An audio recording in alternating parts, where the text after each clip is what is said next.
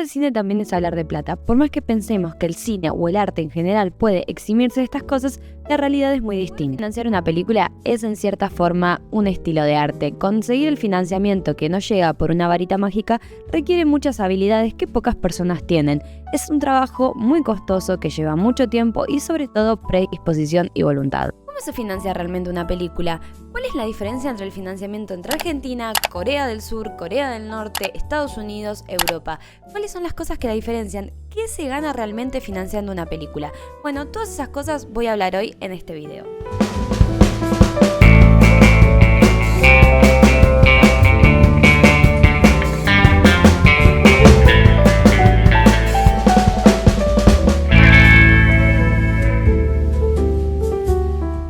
De hoy profundiza un tema que a mí me gusta abordar. Por más que yo no sea productora, por más que yo no me encargue del financiamiento de una película, pueden pensar que yo no tengo nada que ver porque soy directora de fotografía, pero no, en la industria, en la actualidad, todos tenemos que saber un poco de todo y saber cómo se va a financiar una película es bastante importante para cada rol de una producción audiovisual. Vamos a empezar hablando un poco de forma global.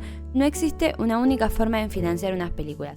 Las películas se financian de varias maneras que se pueden combinar, que se pueden hacer solas, pero no es una única forma que todos los países siguen a rajatabla. Una película promedio combina varias piezas que funcionan como un rompecabezas internacional. La primera es la inversión privada, es decir, empresarios o fondos que ponen dinero esperando un retorno. La segunda es el debit financing, que es préstamos asegurados con derechos de distribución o propiedad intelectual. Las películas de estudio dependen muchísimo de este esquema. Después está el preventas internacionales. Antes de firmar, los productores venden los derechos de la película y eso se recauda con taquilla después. Estos contratos son los que sirven como garantía para conseguir préstamos bancarios. Finalmente están los incentivos fiscales. Estos también son otra de las formas en las que una película puede conseguir una forma de financiación. Antes de profundizar en Argentina, antes de profundizar en nuestro país, voy a ir hablando un poco de otros países. Voy a ir a los inicios del cine. Los inicios del cine en Europa con los hermanos Lumière comenzó con el hecho de que ellos ponían su propia plata para sus cortometrajes, como la llegada del tren a la estación, como la salida de los obreros a la fábrica, como el regado, eran todas cosas que ellos iban invirtiendo su propio dinero. Cuando el cine se fue haciendo cada vez más popular, empezaron a surgir lo que hoy conocemos como los estudios, Warner, MGM, todos esos Universal y todos esos estudios que hoy conocemos actualmente. En ese momento en que las películas empiezan a hacer un auge, eran las películas las que marcaban cuánta plata se necesitaba, no al revés. Es decir, a vos no te daban cierta plata y vos tenías que hacer con eso una película. No, sino que la película era la que marcaba cuánta plata se necesitaba. Que como el cine empezó a crecer y ser de mayor consumo, que los bancos quisieron empezar a intervenir, que empezar a ayudar a la industria a crecer. Pero esto vino con un montón de condiciones de a quiénes contrataban, cuántas personas contrataban, qué películas se hacían y cuáles no. A muchos artistas como Charles Chaplin esto no les gustó un carajo y decidieron irse por su propio lado y armar sus propios proyectos en paralelo de forma independiente. Con el paso del tiempo los estudios empezaron a tener más presencia, conocimos la famosa década dorada de Hollywood. Pero esa década dorada también contaba con que los actores y la gente que trabajaba ahí eran bastante esclavas. A los actores se los agarraba por estudio y cada uno tenía no un salario por película, sino un salario fijo por todos los años o tiempo que tenía ese contrato. Es decir, si una película recaudaba mucha plata, ellos no veían regalías de eso, sino que su contrato decía $200 y solo ganaban $200. Poco a poco esas negligencias fueron cambiando, también se sufrió muchísimo en los estudios para que esto cambie, pero estas cosas fueron mejorando con el tiempo y Hollywood ya no es este sistema de monopolios de estudios. Realmente en Hollywood no solo se financia una película, sino que se intenta cubrir el riesgo de financiar una película. Se está pensando en cuánta plata vamos a perder y cómo podemos hacer para recuperar esta plata. Los estudios trabajan con slates, paquetes de varias películas en las que el éxito de alguna compensa el fracaso de otras.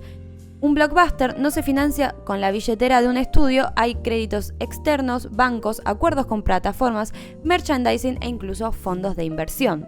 El modelo norteamericano es industrial, financiero y orientado en el mercado. Se basa en la lógica del riesgo y la rentabilidad futura. El modelo de Estados Unidos tiene 5 claves principales de cuáles son estos instrumentos de financiación. El primero es la inversión de un capital privado, que este puede ser una major, que es Warner, Universal, MGM. Después está las mini majors, que podrían ser A24, una chiquitita así. Después están los fondos de inversión privados y después están los millonarios que ponen plata para poder producir películas, que se quieren meter ahí en el mundo de producción, entonces ponen una torta de plata para poder ver si recuperan algo. ¿Cómo funciona este modelo?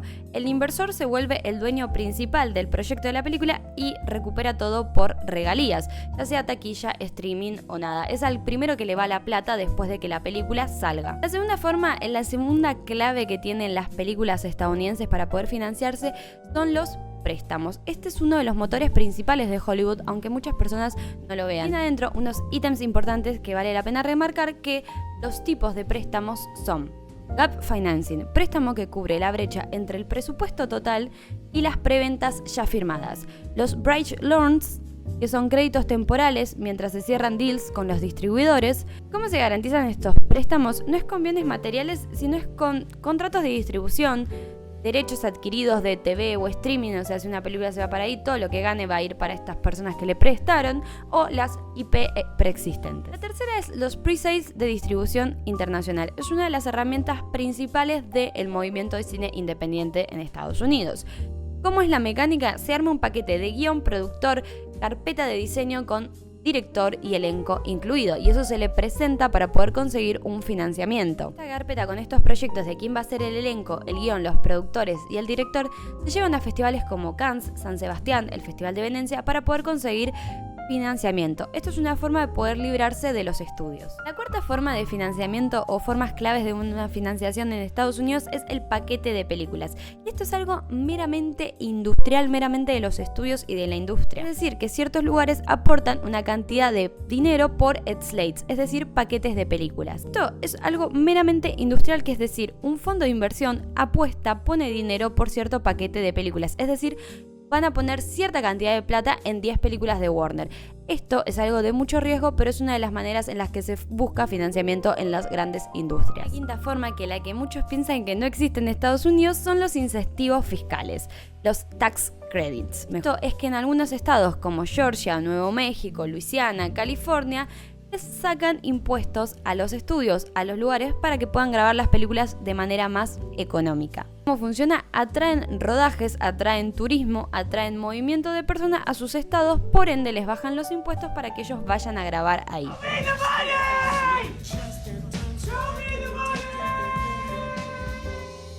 Yéndonos del modelo de Estados Unidos, ahora vamos a profundizar un poco en el modelo europeo, que no tiene mucho que ver con Estados Unidos, porque a diferencia de ellos priorizan la cultura a la parte económica de una película. Ellos están más en la parte cultural, en la parte artística, podríamos decirle, en el modelo europeo. Por ejemplo, países como Francia, Alemania, Países Bajos o Dinamarca tienen un Estado mucho más presente que da subsidios directos al financiamiento de películas. Y además de subsidios directos, tienen fondos regionales o premios automáticos por rendimiento cultural o de taquilla. El principal objetivo del modelo europeo es preservar la identidad cinematográfica y llevar la diversidad lingüística. El modelo de Europa también tiene sus 3 pilares principales, como por ejemplo, el primero de todos es nada más y nada menos que los fondos públicos. Cada país tiene su propio instituto, como acá funciona el INCA, para poder buscar financiamiento para sus películas.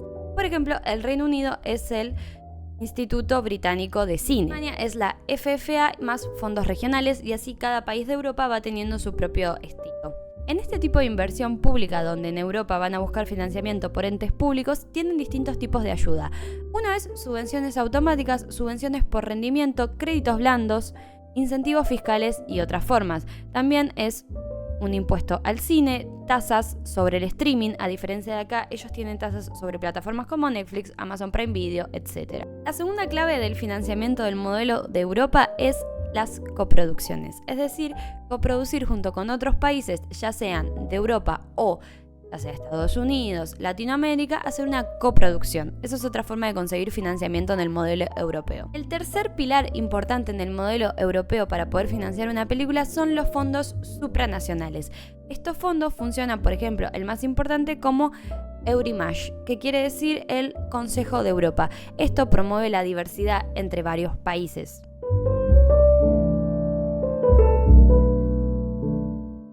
Del que quiero hablar porque siento que últimamente tuvo mucha más relevancia porque hemos podido ver más sus películas cada vez más en pantalla y de forma más masiva, es el modelo coreano. El modelo coreano no es ni totalmente privado como Estados Unidos o como la mayoría de las películas estadounidenses, ni totalmente público como es más allá los modelos europeos. Es una mezcla, una fusión entre ambas, es un sistema híbrido. Este modelo híbrido que presenta Corea para financiar sus películas, podemos ver que una de sus claves principales son la fuerte inversión de privados. Lugares como CJ Entertainment o Softbox ponen constantemente plata, dinero para poder invertir en las producciones audiovisuales coreanas. Solo esto financian, producen y distribuyen las películas.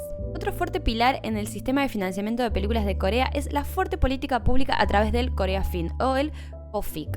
El KOFIC es similar al Inca pero mucho más robusto, mucho más grande. Se encarga de la distribución, exhibición, producción de películas. ¿Cómo se financia el KOFIC? O sea, básicamente el Inca de Corea, podríamos decirle. Bueno, uno es la forma del impuesto del 3% a las entradas de cine. Después otra es fondos del Ministerio de Cultura, Turismo y Deportes.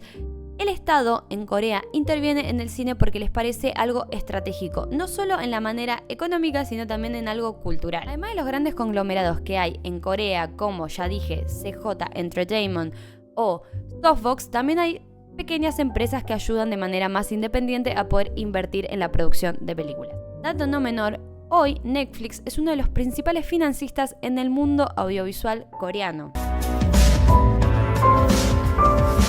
Ahora sí me toca hablar de Argentina. Nuestro país, mi país. ¿Cómo se financian las películas en Argentina? Bueno, Argentina tiene principalmente un organismo clave que es el INCA. Este instituto cinematográfico que nosotros tenemos cuenta con varias cosas, como son los subsidios, los concursos, los créditos o los incentivos. Estos modelos de formas de incentivos, de subsidios, de créditos, permiten una producción amplia, diversa y a veces de bajo presupuesto. Yo, cabe aclarar, quiero decir, que no creo que el INCA esté en su mejor momento, por el contrario, tenemos que mejorar muchas cosas y esto viene mucho antes de la presidencia de Carlos Pirovano, pero lo único que hizo esta presidencia, esta gestión, es empeorar todas las cosas del INCA. El pilar fundamental del INCA, lo que gestiona el INCA principalmente para poder conseguir este financiamiento para las películas, es el Fondo de Fomento Cinematográfico. Este fondo, el Fondo de Fomento Cinematográfico, se nutre de varios conceptos legales para poder hacerlo funcionar. ¿Cómo funciona el Fondo de Fomento Cinematográfico? Primero por el impuesto a la venta de entradas de cine. Después, en su momento, era por la distribución de VHS y CDs y todo eso que hoy en día está un poco obsoleto. Y por último está los impuestos a ENACOM. Cabe aclarar, y lo repito, el INCA es un ente autártico y autónomo. Funciona a través de estas cosas. Tal vez si le aplicáramos cierto porcentaje a las plataformas de streaming como hacen en otros países, podríamos tener un ingreso extra para poder seguir fomentando la cultura. Pero bueno, no voy a opinar mucho a ello. El INCA opera con múltiples herramientas para poder financiar tu película. La primera son los concursos de fomento, los concursos selectivos, que son cierto tiempo y tienen ciertas características, como para largometrajes, para ópera prima, para cortometrajes y así muchas formas. Después están los créditos bancarios o microcréditos, que esos son para productores que ya están registrados, que ya tienen más de un largometraje. La forma con la que se maneja el INCA es el apoyo a la exhibición y distribución de tu proyecto audiovisual, subsidios por salas, para festivales, etc. Además del INCA, no es la única forma ente que existe para poder financiar tu película en Argentina. Existen los incentivos regionales por cada región, por cada provincia, por cada ciudad, por cada partido. También hay distintos incentivos para poder filmar en esos lugares. Después están además las coproducciones, que por ejemplo con Ibermedia para poder realizar películas, o con Uruguay, o con Europa, o con distintos lugares del mundo. Argentina también tiene además el ente privado para poder realizar una película, una producción audiovisual con un ente privado. No todo rige por lo público, no todo rige por los incentivos fiscales o por el apoyo del INCA, sino que también están las formas privadas de poder realizar tu proyecto. Creo que una de las cosas que más le falta a Argentina es poder profundizar un poco más de esto y hacer algo más equitativo entre lo privado y lo público. Existen también las preventas, los créditos bancarios garantizados, que esto también lo gestiona el INCA. Para poder acceder a esto tenés que gestionarlo a través del INCA y muchas formas más. También los derechos de preventa, los créditos para bancos, que esto los gestiona el INCA, pero bueno, todas estas cosas de las que estoy hablando no están funcionando al 100%. Desde que asumió Carlos Pirovano la presidencia del Inca, estamos teniendo un poco más de problemas en cuanto a la producción audiovisual. Ya sea por privados o por públicos, no se están produciendo muchas cosas en Argentina, estamos atravesando un momento de paro bastante profundo. También que el Inca sigue recaudando plata a través de la venta de entradas y de los impuestos a ENACOM. Es decir, esa plata sigue juntando, sigue acumulándose, pero no se están produciendo proyectos audiovisuales de ninguna índole. Entonces, es bastante raro y es normal preguntarse a dónde está yendo toda esta plata que el Inca sigue recaudando. Nuestro sector quiere que el Inca siga igual. Esto es indudable y necesitamos que sea mejor, que haya cosas digitalizadas, que los trámites duren menos. El Inca, hay un montón de cosas que hacen falta mejorarlas y pulirlas, pero eso no quiere decir que tengan el derecho a poder vaciarlo y congelarlo como se está haciendo actualmente.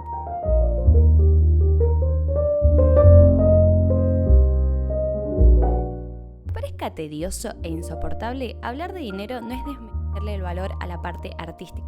Hay que entender que hoy en día todo funciona, o la mayoría de las cosas funcionan a través de plata.